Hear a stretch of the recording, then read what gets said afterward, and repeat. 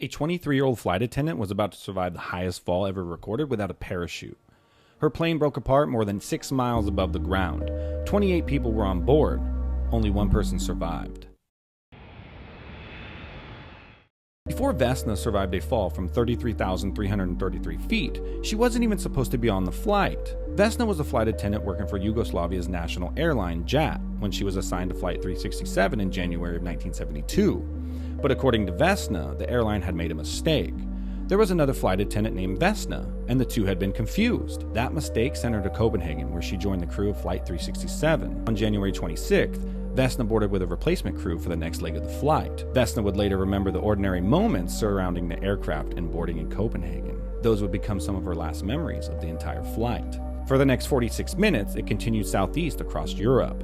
Almost everything that happened after leaving Copenhagen would eventually be missing from Vesna's memory. Approximately 4:01 p.m., while Flight 367 was cruising over Czechoslovakia at 33,333 feet, an explosion tore through the aircraft. The cabin depressurized and the DC-9 broke into pieces in the sky.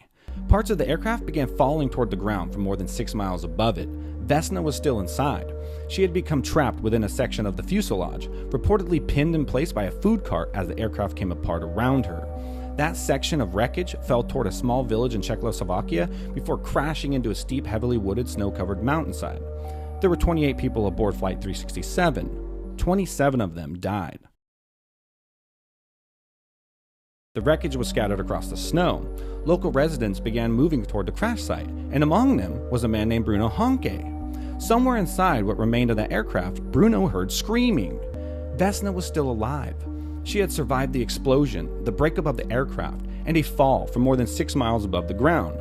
Bruno reached her among the wreckage, and the person who happened to find the sole survivor of Flight 367 had served as a medic during World War II. Vesna had suffered catastrophic injuries. Her skull was cracked, both legs were broken, 3 vertebrae were fractured along with her pelvis and several ribs.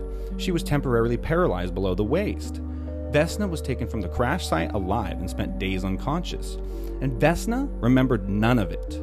Her memory stopped before the explosion and didn't return until she was recovering in the hospital. The explosion, the plane breaking apart, the 6-mile fall, Vesna knew they happened only because other people told her.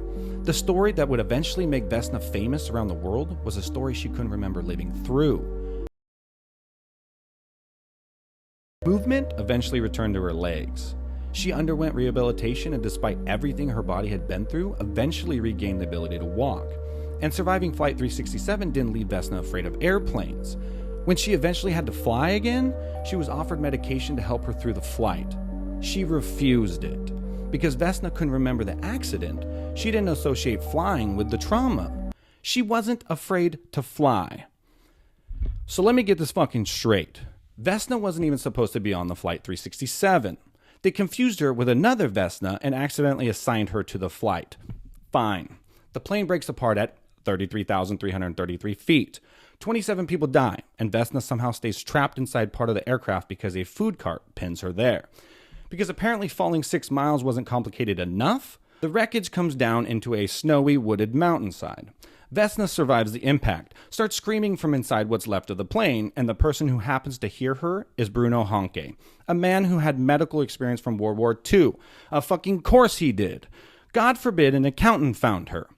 Then she's pulled from the wreckage with a fractured skull, 2 broken legs, 3 fractured vertebrae. You know what? Fuck it. Half her fucking body was destroyed. She's temporarily paralyzed below the waist, spends months recovering. And apparently after falling 6 miles and losing the use of her legs, Vesna eventually decides she's had enough of sitting down and learns to fucking walk again. Fine. Then she gets back onto the airplane. They offer medication. She refuses it. She's not afraid of flying. And at this point, why the fuck would she be? What's the plane gonna do? Kill her? But apparently, Vesna wasn't done. After everything she had survived, Vesna wanted to go back to work. And not just anywhere. She wanted to return as a flight attendant for JAT, the same airline she had been working for when Flight 367 broke apart beneath her. JAT decided against putting Vesna back in the cabin. By then, she was so famous that having the sole survivor of Flight 367 serving passengers aboard another JAT aircraft would have attracted a little too much of attention. So instead, they gave her a desk position. And Vesna continued working for the airline for years. Meanwhile, her survival had made her famous. In 1985, Guinness World Records recognized Vesna for surviving the highest fall ever recorded without a parachute. That's right, 33,333 feet. Apparently, because the story still hadn't accumulated enough completely unrelated insanity, Vesna went to London to receive the recognition. The person who presented it to her was Paul McCartney. Yes, that Paul McCartney. Vesna's life continued for decades after Flight 367. She became politically outspoken, participated in protests against Slobodan Milosevic, and eventually lost her job with JAT in the early 1990s. But the world continued to know Vesna as the woman who survived the impossible, the woman who fell 33,333 feet without a parachute and lived. People called her lucky. Vesna didn't see it that way. Decades later, she spoke about the guilt she carried for being the only person aboard Flight 367 who survived. Vesna Vulovic died in 2016 at the age of 66, 44 years after Flight 367.